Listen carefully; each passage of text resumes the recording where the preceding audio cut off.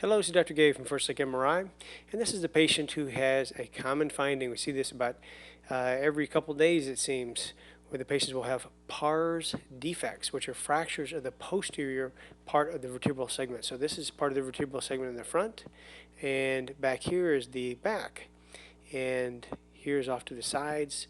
And these patients will get fractures in the back. When they do fracture in the back, it allows the vertebral body to drift forward. So here's the vertebral body.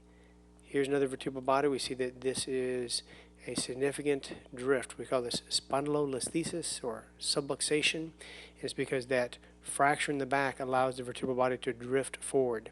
Sometimes patients have no symptoms at all. I'm impressed sometimes where they have a completely collapsed disc like this. They have severely compressed nerves, and sometimes they have virtually no symptoms. This is a long process that may happen really early on in life. They think the patients may fall on their buttocks when they're little babies or young toddlers and cause these to fracture sometimes, and then this will drift slowly through life and get worse. And so again, some people have very little symptoms. I'm just going to show you what this looks like. This is L4, and this is the posterior element coming down here. This is the facet. It articulates with this facet. You can see this nice continuous piece of bone.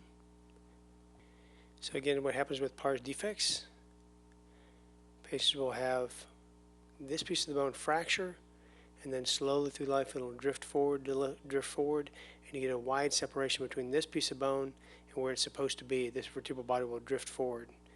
And again, normally it should be about right here. And we can see in this patient, they have another problem down lower.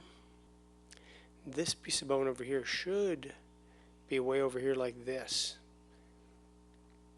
And that's it. So this is, again, bilateral pars defects in this patient.